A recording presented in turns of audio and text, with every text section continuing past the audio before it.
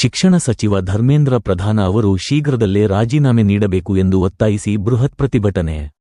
Ilkal 2026ರ neat UC ಪ್ರಶ್ನೆ ಪತ್ರಿಕೆ ಸೋರಿಕೆ ಹಿನ್ನೆಲೆಯಲ್ಲಿ ಲಕ್ಷಾಂತರ ವಿದ್ಯಾರ್ಥಿಗಳ ಭವಿಷ್ಯ ಅತಂತರ ಸ್ಥಿತಿಗೆ ತಲುಪಿದ ಕಾರಣ ಕಾಕ್ರೋಚ್ ಜನತಾ ಪಾರ್ಟಿ ವತಿಯಿಂದ ದೆಹಲಿಯಲ್ಲಿ ಸಾವಿರಾರು ವಿದ್ಯಾರ್ಥಿಗಳು ಸೇರಿ ಶಾಂತಿಯುತ ಹೋರಾಟ ಮಾಡುವಂತಹ ಸಂದರ್ಭದಲ್ಲಿ ದೆಹಲಿ ಪೊಲೀಸರು ವಿದ್ಯಾರ್ಥಿಗಳ ಮೇಲೆ ಲಾಠಿ ಬೀಸಿದ್ದು ದೇಶಾದ್ಯಂತ ತೀವ್ರ ಚರ್ಚೆಗೆ ಕಾರಣವಾಗಿದೆ.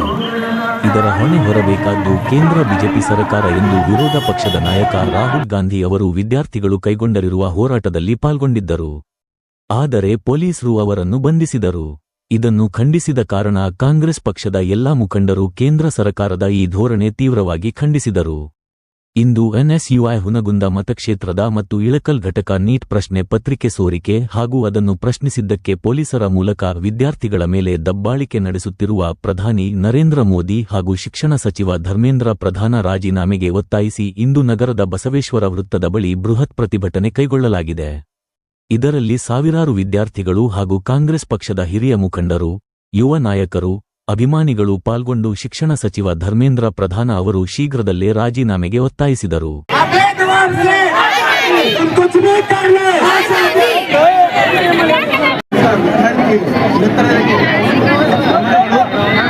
ಈಗಾಗಲೇ ನಮ್ಮ ಇಳಕಲ್ ಬ್ಲಾಕ್ ಕಾಂಗ್ರೆಸ್ ಅಧ್ಯಕ್ಷರಾದಂತ ಅಬ್ದುಲ್ ರಜಾಕ್ ದಡ್ಗಾರ್ ಅವರು ಈ ಹೋರಾಟದ ಬಗ್ಗೆ ಮತ್ತು ಮಾನ್ಯ ಶ್ರೀ ರಾಹುಲ್ ಗಾಂಧಿ ಅವರು ಮತ್ತು ಇನ್ನಿತರ ನಾಯಕರು ನಮ್ಮ ಹೈಕಮಾಂಡ್ ಅವರು ಇಟ್ಟಂತ ಬೇಡಿಕೆಗಳ ಬಗ್ಗೆ ಸಾಕಷ್ಟು ಹೇಳಿದ್ದಾರೆ. ಸಾಕಷ್ಟು ಚರ್ಚೆ ಇದೆ ಸೋಷಿಯಲ್ ಮೀಡಿಯಾ ಮತ್ತು ಪ್ರಿಂಟ್ ಮೀಡಿಯಾದಲ್ಲಿ ಸಾಕಷ್ಟು ನೋಡ್ತಾ ಇದ್ದೀವಿ.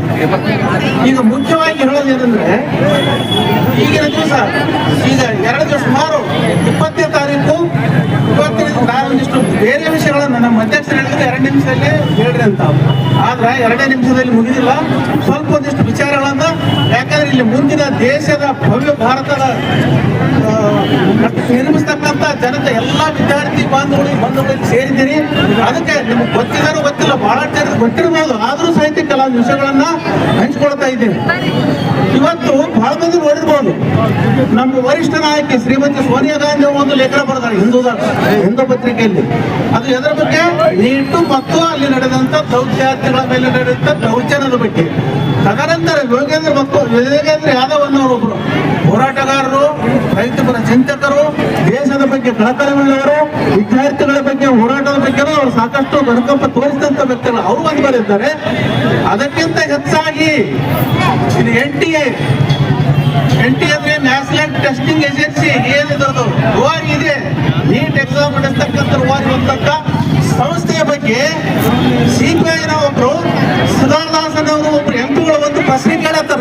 ಹಿಂದೆ ರಾಜ್ಯಸಭೆಯಲ್ಲಿ ನಡೆದಂತ ವಿಷಯ ಅದು. ಅವ್ರ ವಿಷಯಕ್ಕ ಎಜುಕೇಶನ್ ಮಿನಿಸ್ಟರ್ ಪ್ರಧಾನರವಲ್ಲ, ಧರ್ಮೇಂದ್ರ ಪ್ರಧಾನರು ಅಲ್ಲ, ಅವ್ರು ಇನ್ನೊಬ್ಬರು ಸ್ಟೇಟ್ ಮಿನಿಸ್ಟರ್ ಅಂತ ಇರ್ತಾರೆ. ಅವರು ಲಿಖಿತ ಉತ್ತರ ಕೊಟ್ಟರಲ್ಲ, ಲಿಖಿತ ಉತ್ತರ ಏನಂತ? ನ್ಯಾಷನಲ್ ಟೆಸ್ಟಿಂಗ್ ಏಜೆನ್ಸಿ ಪ್ರಾರಂಭವಾದದ್ದು 2018ರಲ್ಲಿ. ಸೋನಿಯಾ ಗಾಂಧಿ ಅವರು ಸಹಿತ ಅದನ್ನ ಹೇಳಿದ್ದಾರೆ. ಏನು ಸೋನಿಯಾ ಗಾಂಧಿ ಅವರು 1-2 ನಿಮಿಷ ಹಿಂದಕ್ಕೆ ಬೆಳಕು ಹಾಕೋಣ.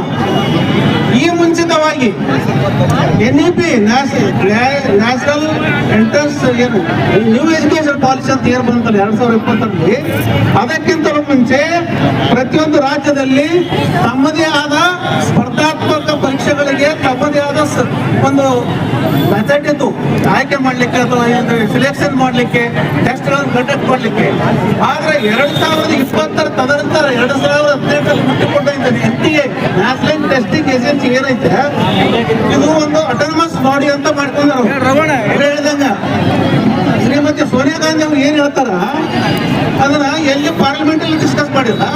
ಇನ್ನೊಂದು ನಿಮ್ಗೆ ಎಲ್ಲರಿಗೂ ಗೊತ್ತಿರ್ಬೋದು, ಆದ್ರೂ ನಾ ಹೇಳ್ತೀನಿ ಏನಂದ್ರ, ಯಾವುದೇ ಕಾಯ್ದೆ ಕಾನೂನು ರಚನೆ ಆಗ್ಬೇಕಾದ್ರ ಮೊದಲು ಒಂದು ಪಾರ್ಲಿಮೆಂಟರಿ ಕಮಿಟಿ ಅಂತ ರಚನೆ ಮಾಡ್ತಾರ. ಅದರಲ್ಲಿ ಲೋಕಸಭೆ ರಾಜ್ಯಸಭಾ ಮೆಂಬರ್ಸ್ ಎಲ್ಲಾ ಪಕ್ಷದವರು, ಎಲ್ಲಾ ವರ್ಗದವರು, ಎಲ್ಲಾ ಬುದ್ಧಿಜೀವಿಗಳು ಅದರಲ್ಲಿ ಭಾಗವಹಿಸಿರ್ತಾರೆ. ಅಲ್ಲಿ ಡಿಸ್ಕಸ್ ಮಾಡಿದ್ದ 2 ಸದನದಲ್ಲಿ ಮಂಡಿಸಿ ಆಮೇಲೆ ಕಾಯ್ದೆ ಆಗತ್ತ, ಅದು ಲಾ ಆಗಿ ಹೊರಗೆ ಬರುತ್ತೆ. ಆದ್ರ ವರಿಷ್ಠ ನಾಯಕ ಹೇಳಿದಂಗೆ ಇವು ಯಾವ ಪಾರ್ಲಿಮೆಂಟ್ ಬಂದಿಲ್ಲ, NEP ಬಂದಿಲ್ಲ, ಈ NTA ಏಜೆನ್ಸಿ ನೇಮ್ಸರ್ಲಿ ಇದು ಬಂದಿಲ್ಲ. ಇದರ ಅರ್ಥ ಏನು? ಇವೆಲ್ಲ ಹಿಡನ್ ಅಜೆಂಡಾ. ಅದು ಹೋಗ್ಲಿ, ಇದಂತೂ ಒಂದು ವಿಚಾರ. ಇದು ಪ್ರಿಯಂಬಲ್ ಅಂದ್ರೆ ಪೀಠಿಕೆ ಇದ್ದಂಗೆ. ಮುಂದೆ NTA ಏನಾಯ್ತು, NTA-ದಲ್ಲಿ 39 ಸದಸ್ಯರಿರ್ತಕ್ಕಂಥ ಒಂದು ಬಾಡಿ ಇದೆ. ಅವರು ಶಿಕ್ಷಣ ಮಂತ್ರಿ ಅವರು ಹೇಳಿದಾಗ ಹೇಳ್ತೀನಿ, ಇದು ನಂದು ಹುಟ್ಟಿಸ್ಕೊಂಡು ಹೇಳತಕ್ಕಂಥದ್ದಲ್ಲ. 39 ಮಂದಿಗ ಕೇವಲ 24 ಮಂದಿ ಕೆಲಸ ಮಾಡ್ತಾ ಇದ್ದಾರೆ.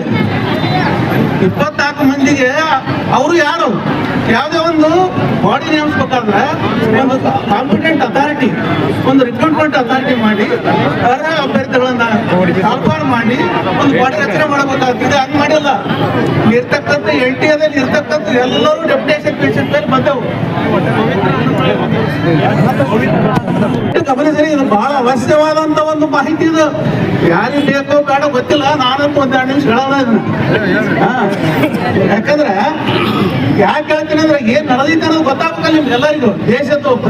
ದೇಶದ ಭವಿಷ್ಯದ ಬಗ್ಗೆ ಚಿಂತನೆ ಮಾಡ್ಬೇಕು ಎಲ್ಲರೂ. ಸುಮ್ಮನೆ ಇಲ್ಲಿ ಬಂದು ಭಾಗವಹಿಸಿ ಇಟ್ಟು ಘೋಷಣೆಗೆ ಹೋಗೋದಲ್ಲ.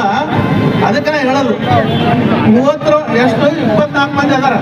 ಅವರಿಂದ ಆಗದ ಅವರೆಲ್ಲರೂ ಡೆಪ್ಯುಟೇಷನ್ ಮೇಲೆ ಬಂದವರು ಬೇರೆ ಬೇರೆ ತಮ್ಮ ಬೇಕಾದಂತವ್ರು ಆರಿಸ್ಕೊಂಡಾರ. ಈ ಇದಕ್ಕಿಂತ ಮುಂಚೆ ಏನು ಮಾಡಿದ್ರು, ಈ ಸಿಸ್ಟಮ್, ಎಜುಕೇಶನ್ ಸಿಸ್ಟಮ್ ಅನ್ನ ಕೇಂದ್ರೀಕರಣ ಮಾಡಿದ್ರು, ವ್ಯಾಪಾರೀಕರಣ ಮಾಡಿದ್ರು, ರಾಜಕೀಯಗೊಳಿಸಿದ್ರು. ಅದರಲ್ಲಿ ತಮಗೆ ಬೇಕಾದಂತ ಎಲ್ಲ ತಮಗೆ ಬೇಕಾದಂತ ಅದರಲ್ಲಿ ಅರ್ಹತೆ ಇಲ್ದವರು ತುಂಬಿಕೊಂಡು 24 ಮಂದಿ ನೇಮಿಸಿದ್ರು. ತದನಂತರ 73 ಮಂದಿ ಮತ್ತೆ ತಗೊಂಡ್ರು. ಅವ್ರು ಯಾರು, ಔಟ್ಸೋರ್ಸಿಂಗ್, ಅವರು ಸಹಿತ ಡೆಪ್ಯುಟೇಷನ್ ಮೇಲೆ ಬಂದವರು. ಇದಾದ ನಂತರ 124 ಮಂದಿನ ಔಟ್ಸೋರ್ಸ್ ಅಂದ್ರೆ ಸುಮ್ಮನೆ ನಾವು ತಗೊಂಡ್ಬಲ್ಲಿ ಯಾವುದೇ ಕೆಲಸ ಆ ಟೈಪ್ ಯಾವುದಿದ್ರು national testing university professor recruit ಮಾಡೋದು, ಇಂಜಿನಿಯರ್ಸ್ ರೆಕ್ರೂಟ್ ಮಾಡೋದು, ಆಮೇಲೆ ಇವು ಡಾಕ್ಟರ್ಸ್ಗಳನ್ನ ಆಯ್ಕೆ ಮಾಡತಕ್ಕಂಥ ಒಂದು ದೊಡ್ಡ ಸಂಸ್ಥೆಯಲ್ಲಿ ಇಂಥ ವ್ಯವಹಾರಗಳು ನಡೆದವರಂದ್ರೆ ಮುಂದೆ ಹೇಳಕ್ ನಾನು ಇಚ್ಛೆ ಪಡ್ತೇನೆ ಅಷ್ಟೇ. ಅದಕ್ಕೆ ಇನ್ನೂ ಬಹಳಷ್ಟು ಇದೆ. ನಮ್ಮ ಹಿರಿಯರೆಲ್ಲರೂ ಸಾಕು ಕಡಿಮೆ ಮಾಡಿ ಅಂತ ಹೇಳ್ತೀನಿ. ಇದ್ರ ಅರ್ಥ ಇಷ್ಟ.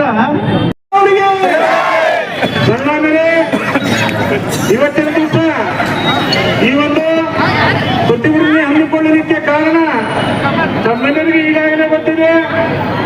ಕಳೆದ 1 ತಿಂಗಳಿನಿಂದ ಜಂತರ್-ಮಂತರ್ನಲ್ಲಿ ಈ ದೇಶದ ಲಕ್ಷಾಂತರ ಯುವಕರು ತಮಗಾದಂಥ ಅನ್ಯಾಯದ ಬಗ್ಗೆ, ಅದರಲ್ಲಿ ವಿಶೇಷವಾಗಿ ನೀಟ್ ಪೇಪರ್ ಎಕ್ಸಾಮ್ ಲೀಕ್ ಬಗ್ಗೆ ತಮ್ಮ ವಿರೋಧವನ್ನು ವ್ಯಕ್ತಪಡಿಸಿ ಕೇಂದ್ರ ಸರ್ಕಾರದ ಶಿಕ್ಷಣ ಸಚಿವರಾದಂಥ ಧರ್ಮೇಂದ್ರ ಪ್ರಧಾನ್ ಅವರ ರಾಜೀನಾಮೆಯನ್ನು ಕೇಳಿ ಕಳೆದ 1 ತಿಂಗಳಿಂದ ಅಲ್ಲಿ ಸತ್ಯಾಗ್ರಹವನ್ನು ನಡೆಸ್ತಾ ಇದ್ದಾರೆ.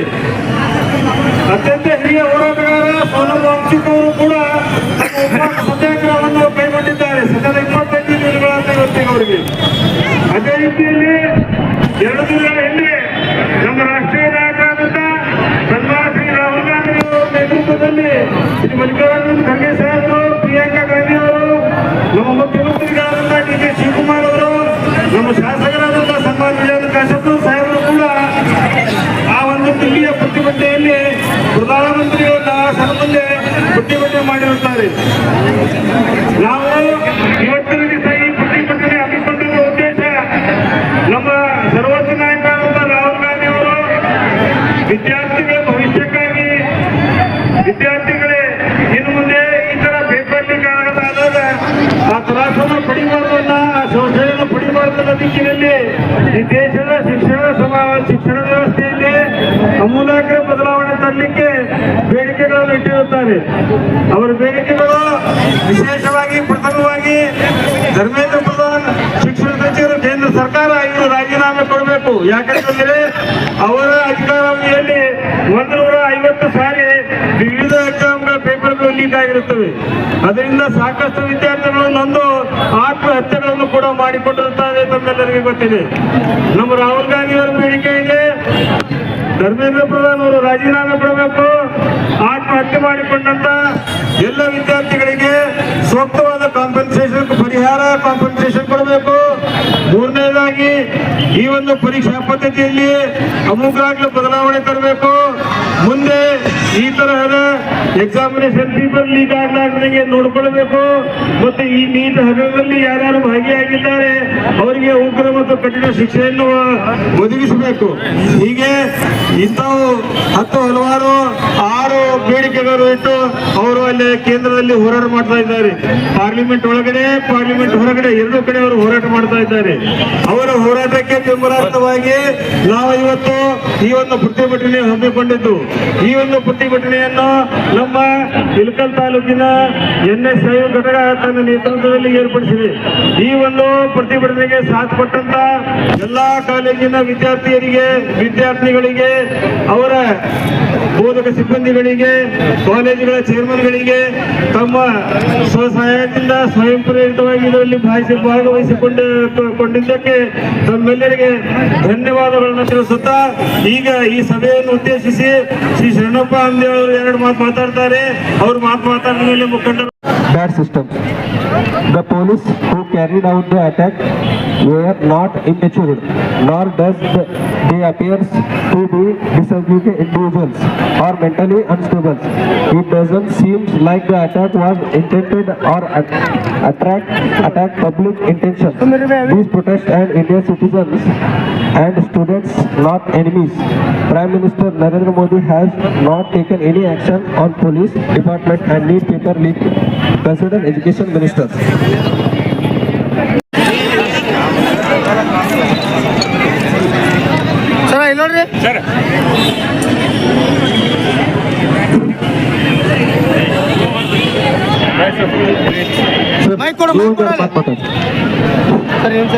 ಎಲ್ಲರಿಗೂ ನಮಸ್ಕಾರ. ಈ ಒಂದು ಮನವಿಯು ಮಾನ್ಯ ರಾಷ್ಟ್ರಪತಿಗಳಿಗೆ ಅಡ್ರೆಸ್ ಇದೆ. ಸೊ ಈ ಮನವಿಯಲ್ಲಿ ಇರುವಂತಹ ಅಂಶಗಳನ್ನೆಲ್ಲ ಪರಿಶೀಲಿಸಿ ನಾನು